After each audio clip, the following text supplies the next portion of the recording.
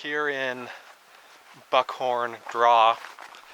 This is a famous part of the desert here. There are, like I said before, Native American rock art, interesting rock formations, and all sorts of things. Right now I'm heading toward an arch, which you can see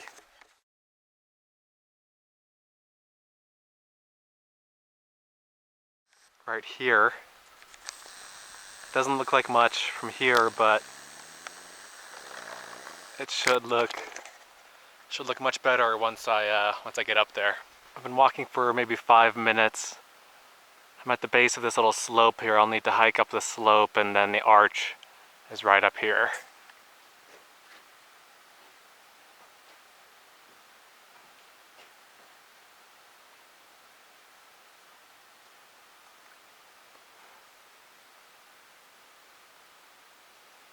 This is the view from underneath the arch.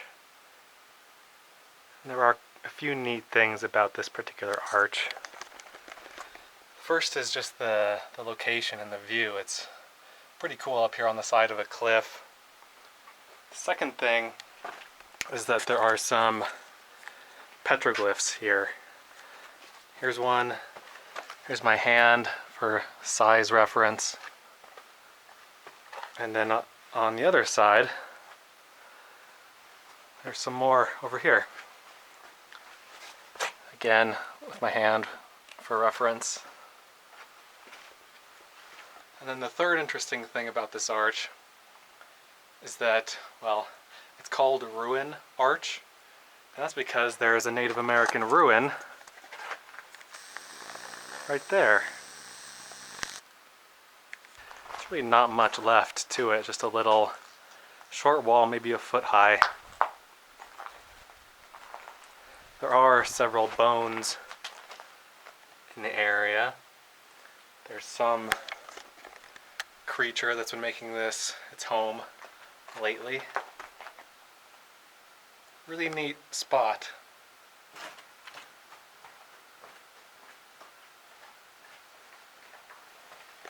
Most of the roads in this area are mining roads. There was a lot of mining activity here in the middle of the 20th century. This mine is closed, obviously, as you can tell by the gate on it. But this is just right next to the parking lot for the arch, so I figured I'd check it out.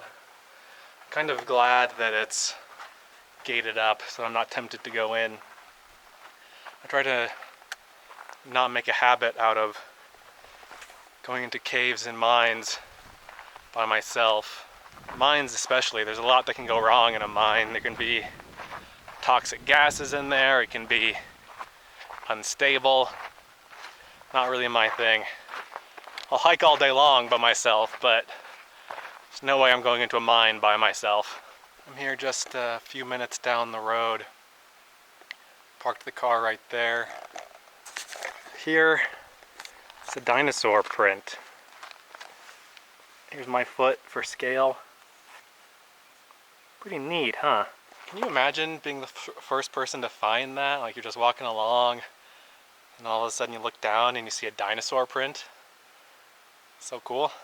All of the next several things that I show you in this video, until I mention otherwise, are along this stretch of road here. They're all within a few miles.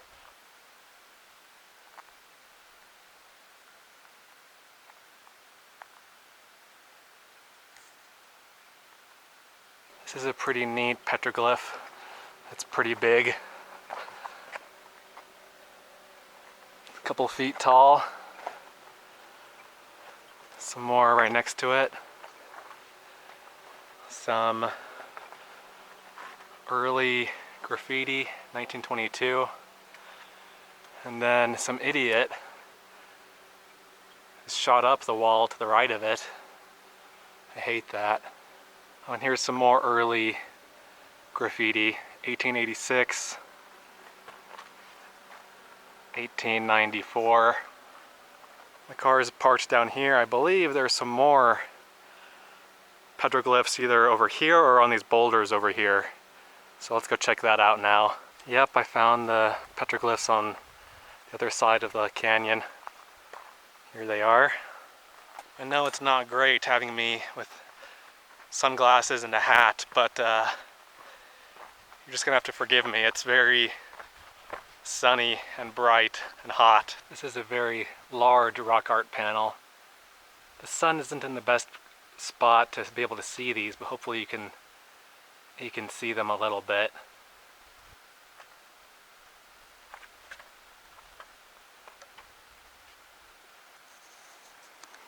It's interesting, these are all chipped or carved in. You can see these dark ones painted on. Looks like there's a hand print right here.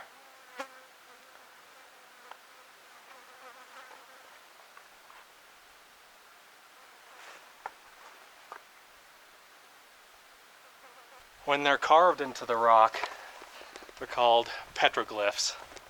When they're painted on, they're called pictographs. Usually in this part of the country, the pictographs, the painted on ones, are red. I don't know if I've ever seen black ones like that. This area, this section of the rock art is one of the only things in this canyon that I've seen so far that is actually marked and like has a pullout for you to park in. All of the other places that I've seen, like the arch and most of the other petroglyph panels, those are all unmarked. So you really need to do your research before coming to a place like this. I just found the GPS coordinates of the places and entered them into an offline map app that I use called Gaia GPS.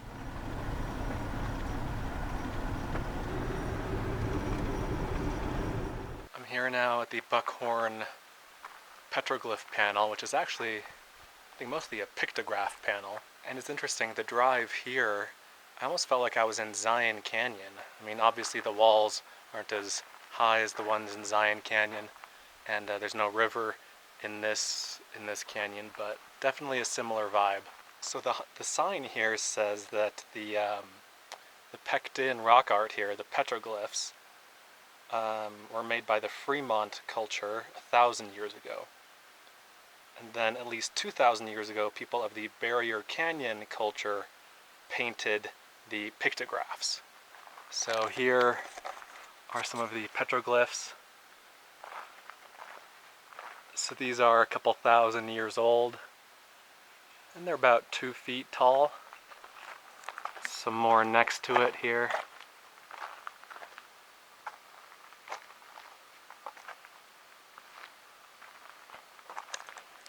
Now this one's about 3 feet tall. Wow, lots more over here. Some of these are 3 and 4 feet tall. These are spectacular. Wow.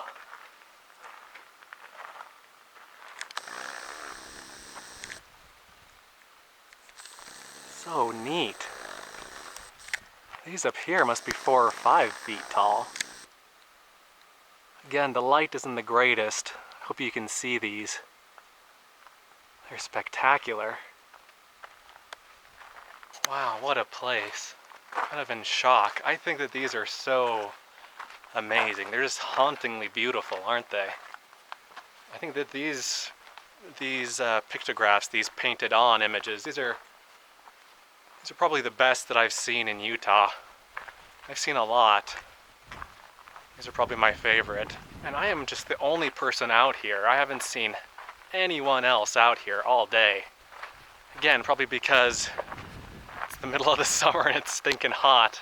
My car said it was 95 degrees or 94 degrees the last time I looked. It's definitely warm today. Alright, so I think that this is the last thing here in Buckhorn Draw that I was planning on seeing. I'm gonna drive now to Capitol Reef National Park. I think it's a bit of a drive, maybe an hour and a half, a couple hours, I'm not entirely sure. This part of Utah and all of really central and southern Utah is just so gorgeous. This Red Rock Desert, I think, is just the most beautiful place in the world.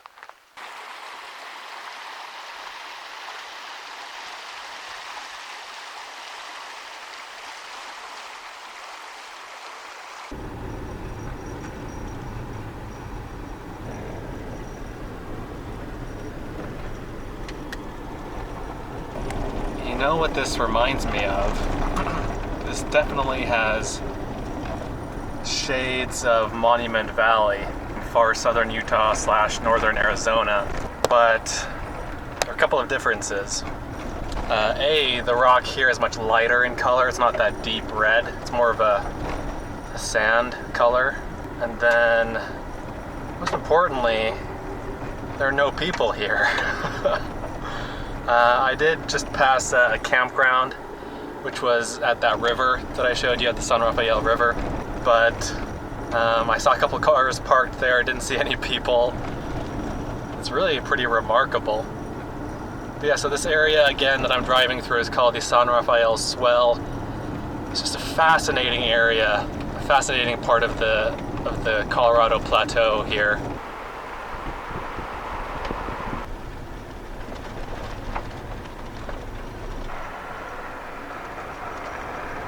I was driving along and saw this sign for the Sinkhole. Oh wow, that is pretty interesting. Big old sinkhole. Just in the middle of this field out here. Odd.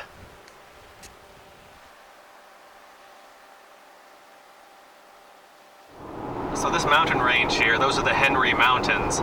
Those are the last mountains in the lower 48 to be explored and mapped. It just gives you an idea of how remote this area is.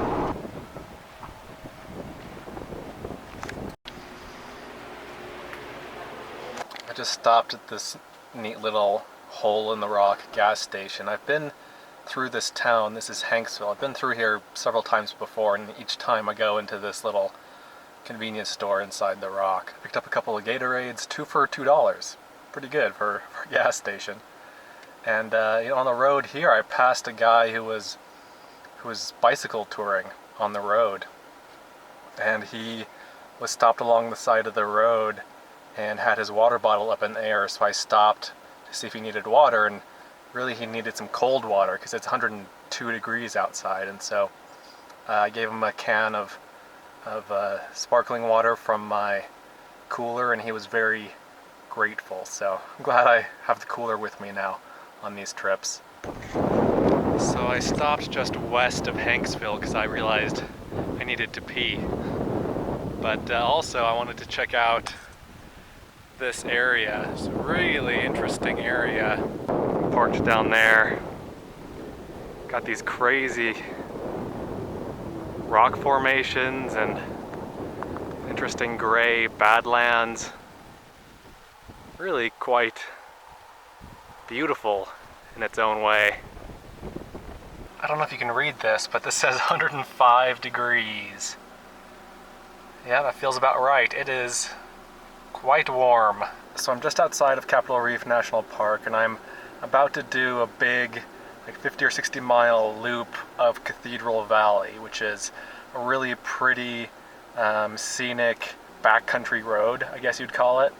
And part of it goes through Capitol Reef National Park. Now I've stopped here, right over here somewhere where all this green is. This is the Fremont River. And I have to ford the river in my car before I can get onto the rest of the road. So let's see how this goes.